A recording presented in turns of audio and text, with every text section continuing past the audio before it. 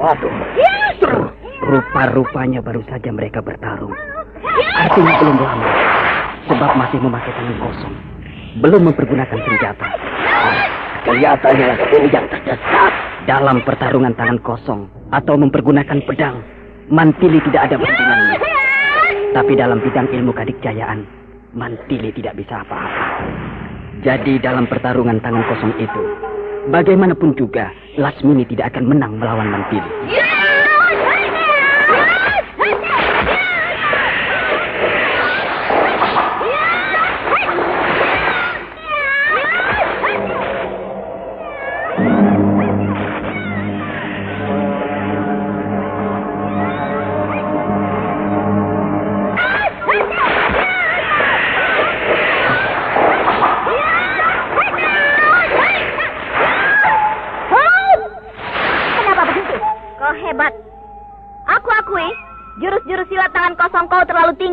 Aneh dan membingungkan.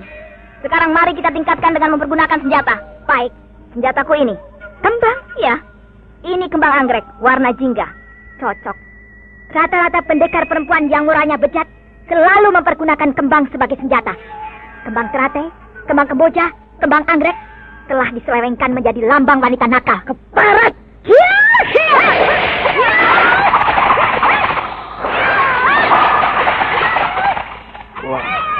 Lasmini menggempur Mantili dengan rontongan bunga-bunga anggrek. Senjata Lasmini memang bunga anggrek. Anggrek jingga. Wah, Mantili berjumpalitan di udara, menghindari berondongan bunga anggrek yang berpuluh-puluh itu jumlahnya. Baru kali ini aku menyaksikan kehebatan Mantili. Dia ternyata memang sangat hebat. Ilmu meringankan tubuhnya sudah mencapai tingkat yang paling tinggi. Bisa melayang-layang di udara, bergerak sangat cepat tanpa sekalipun menyentuh tanah. Iya, bunga-bunga anggrek itu satu pun tidak ada yang bisa menyentuh tubuhnya.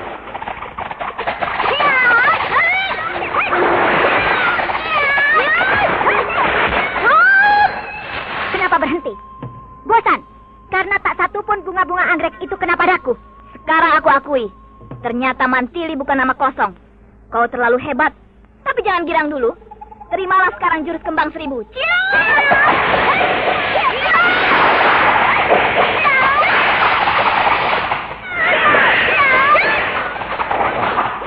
Lasmini menyerang lagi dengan gempuran bunga-bunga anggrek seperti tadi. Tapi sekarang lain. Lebih gencar dan lebih dahsyat. Jauh melebihi yang tadi. Sekarang Lasmini mempergunakan jurus kembang 1000. Serangan bunga anggrek yang disertai tenaga gempur yang dahsyat. Kedua tangan Lasmini bergerak sangat cepat. Puluhan bunga anggrek berterbangan dengan kecepatan berlipat ganda, menderu-deru menggempur Mantili. Tadi Mantili bisa lolos dari gempuran anggrek. Tapi sekarang bisa berbahaya kalau tidak mempergunakan senjata sebagai perisai penangkis. Ya, Mantili terdesak. Mau tidak mau dia harus mempergunakan pedang.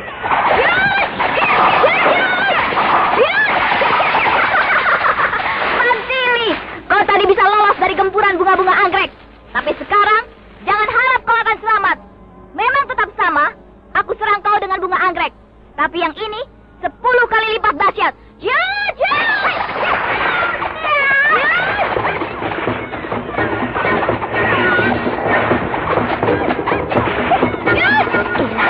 Lama-lama aku bisa kena. Aku tidak bisa hanya mengandalkan ilmu meringankan tubuh. Aku harus mempergunakan senjata.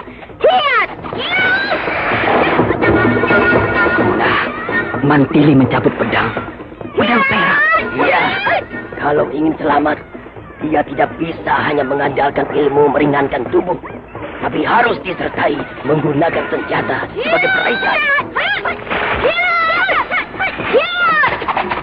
Gila! Permainan pedang Mantili terlalu hebat. Bunga-bunga anggrekku semua rontok.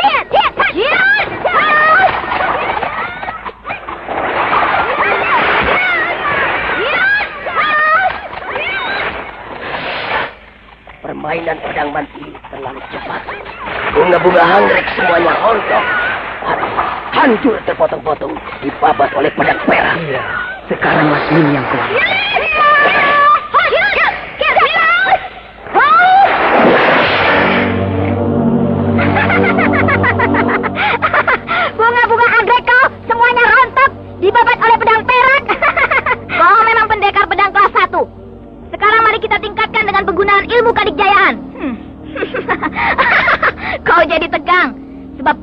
pendekar yang bertumpu pada ilmu kadikjayaan. Kau jenis pendekar yang bertumpu pada keahlian bermain pedang. Dan sekarang kau nampak gentar. Mendengar aku akan mempergunakan ilmu kadikjayaan. Boleh coba? Ajian serat jiwa. Gila. Dia akan membunuhku dengan ajian serat jiwa. Aku harus melebur pedang perak dan pedang setan. Mudah-mudahan dengan peleburan 2 pedang mujizat, aku bisa menahan gempuran ajian serat jiwa. Lasmini mempergunakan ajian serat jiwa. Aku juga tidak tahu. Dia bisa dari mana? Waduh, Mantili kelihatan sangat tegang. Siapapun akan gentar mendengar ajian serat jiwa, termasuk Mantili. Mantili sudah mencabut pedang setan, lalu bersama dengan pedang perak disilangkan di depan dada. Mantili akan menahan gempuran ajian serat jiwa dengan perisai pedang setan dan pedang perak menyilang di dada. Apakah bisa? Aku tidak tahu.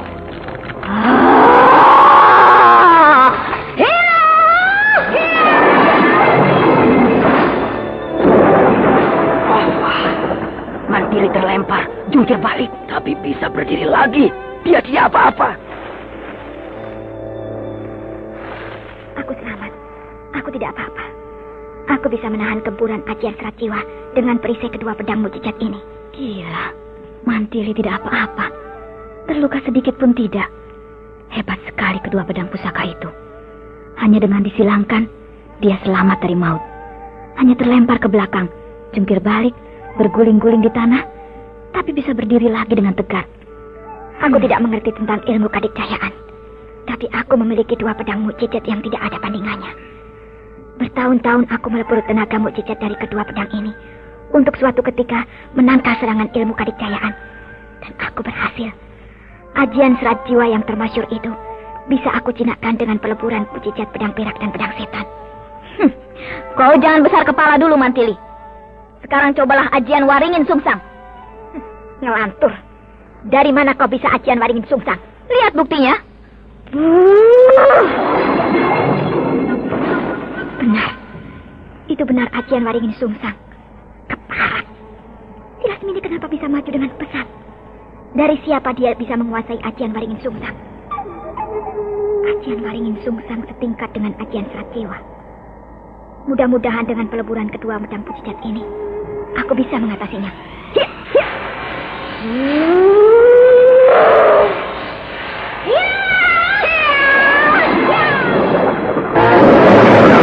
Mantili terlempar jauh sekali. Jungkir balik, berguling-guling di tanah. Sama seperti tadi. Perlahan-lahan dia bangun, lalu berdiri dengan tegak. Dia tidak apa-apa.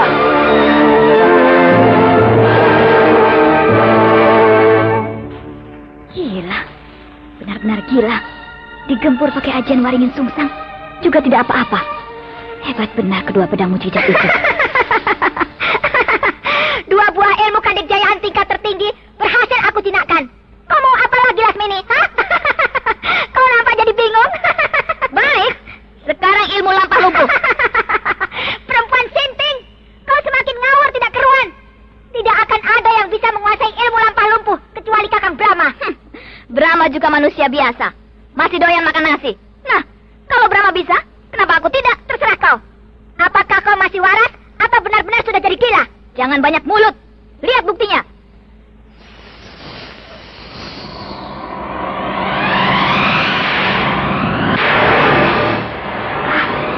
Iblis Durjana.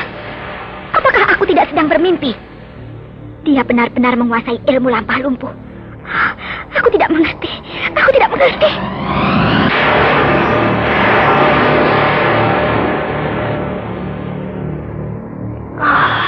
Gila. Lasmini itu sekarang jadi apa? Kenapa dia bisa menguasai ilmu kadikjayaan tingkat tertinggi semuanya sekaligus? Apakah dia mendadak jadi dewa? Tenang, Kanjeng Tumenggung Jamali. Sebab nanti kau akan lebih terkejut lagi kalau Lasmini mengeluarkan ilmu pamungkasnya yang sangat mencengangkan. Aku tidak punya pilihan lain kecuali mengulangi lagi pertahanan seperti yang sudah-sudah. Menyilangkan kedua pedang mujizat ini di depan dadaku. Mudah-mudahan seperti tadi, aku berhasil mempertahankan diri.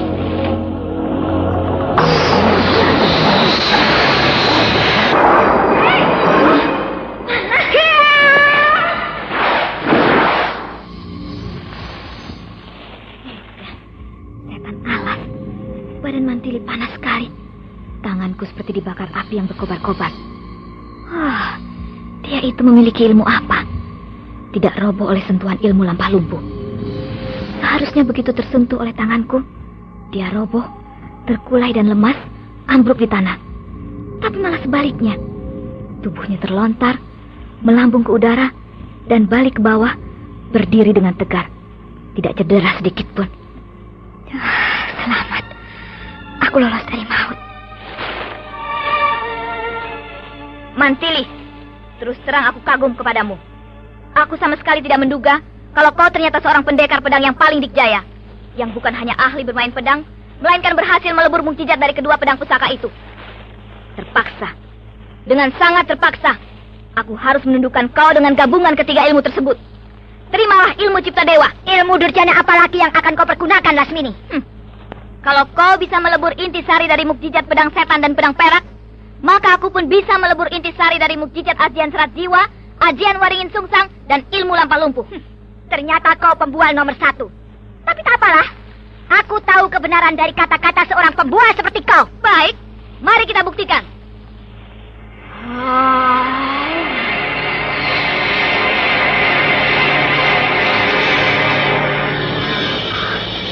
Aku mendengar suara yang mengerikan. Bulu rumahku berdiri. Aku merinding. Ilmu durjana apa lagi yang dipergunakan si Lasmini itu? Tak ada lain lagi pertahananku selain menyilangkan kedua pedang ini.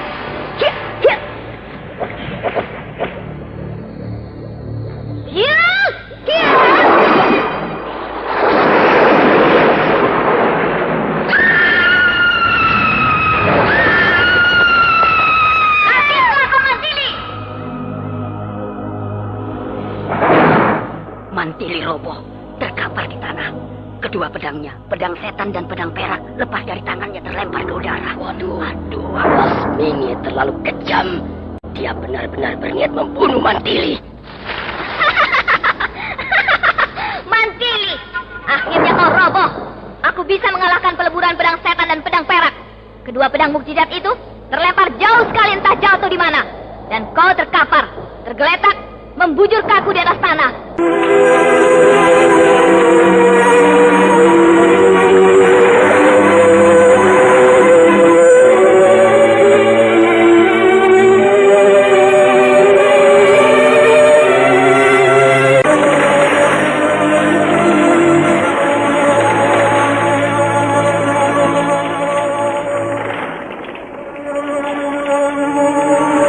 Untung keburu datang Brahma, sehingga aku tidak jadi membunuh Kijara dan Lugina. Aku ingin sekali menjajal, bertarung dengan Brahma. Keinginan itu selalu mendesak-desak di dalam hatiku. Tapi kalau sudah berhadapan dengan dia, aku tidak berdaya. Aku tidak kuasa menatap wajahnya yang teduh dan sinar matanya yang sejuk. Siapa itu? Seorang perempuan berpakaian hijau-hijau, berdiri di atas perahu kecil di kejauhan sana. Masih jauh, belum jelas aku melihat wajahnya. Tapi yang selalu berpakaian hijau-hijau adalah apakah dia? Oh, jagat Dewa Batara. Dia Mantili. Kamu bertarung di atas perahu atau di darat? Aku tidak mau bertarung dengan kau. Berdebat.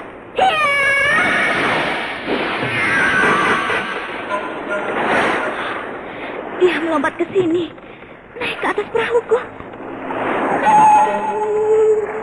Kenapa kau tidak mau bertarung dengan aku? Aku ingat pesan Raden Bentar. Apa pesannya? Aku tidak boleh bertarung dengan kau. Aku tidak boleh memperpanjang pertikaianku dengan kau. Kalau itu pesannya, kenapa kau tidak datang ke Madankara dan mohon ampun kepadaku? Bentar mengusir aku. Bentar mengusir kau? Iya. Aku harus pergi jauh dan tidak boleh menginjak tanah Jawa Dipa. Kenapa kau patuh terhadap perintah Bentar? Karena memang aku patut mematuhi perintahnya. Itu bukan jawaban. Sebenarnya kau sudah tahu jawabannya. Tapi kau selalu ingin memojokkan aku. Perempuan Pina. Brahma kau cintai, Bentar kau cintai, Jamali kau cintai. Semua laki-laki kau cintai. Kau racun. Tidak ada undang-undang di kolong jagat ini yang melarang perempuan mencintai laki-laki sebanyak-banyaknya. Dasar mata keranjang. Cepat keluarkan ilmu Cipta Dewa. Kita teruskan yang dulu. Aku tidak mau melukai hati Raden Bentar. Aku tidak mau melukai perasaan pemuda suci yang aku cintai dengan suci pula. Kau katakan cinta kau suci?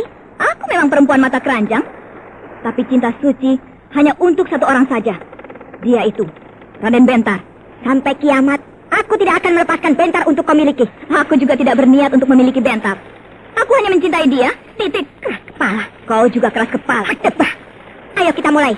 Kau berani menantang aku. Karena kau sudah memiliki ilmu yang baru. Itu pasti. Dan pasti juga diberi oleh Brahma. Iya. Itu sebagai bukti bahwa Brahma tidak akan dapat kau kalahkan. Meskipun kau bisa melebur 3 ilmu kadikjayaan. Tapi Brahma tetap masih di atasnya. Nah, untuk itu, dia mewariskan ilmunya untuk menundukkan ilmu Cipta Dewa yang menjadi kebanggaan kau. Sudah kuduga. Ayo, keluarkan ilmu Cipta Dewa. Aku lawan dengan jurus Sri Gunting. Jurus Sri Gunting? Aneh bukan? Ilmu kadikjayaan akan aku lawan dengan jurus silat biasa. Dan bukan oleh ilmu kadikjayaan lagi. Mustahil. Jurus ilmu silat biasa bisa mengalahkan ilmu kadikjayaan. Sekarang juga akan terbukti. Baik.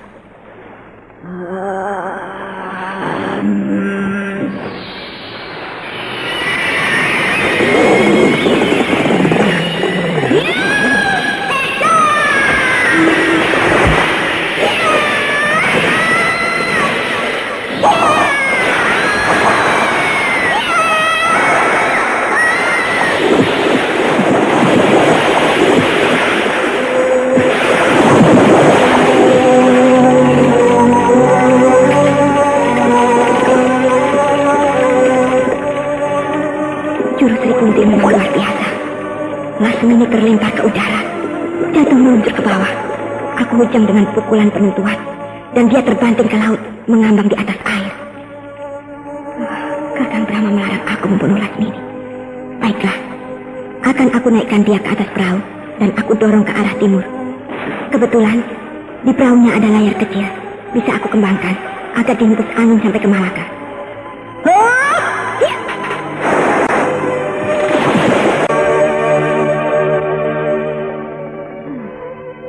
Kasihan juga melihat Lasmini terkapar seperti begini. Kalau Bentar tahu, dia bisa marah sama aku. Nah, layarnya sudah berkembang. Kemudinya aku arahkan ke timur. Kebetulan angin berhembus kencang sekali. Ya, aku dorong perahu ini. Mudah-mudahan akan sampai di pantai timur kerajaan Malaka. Ya!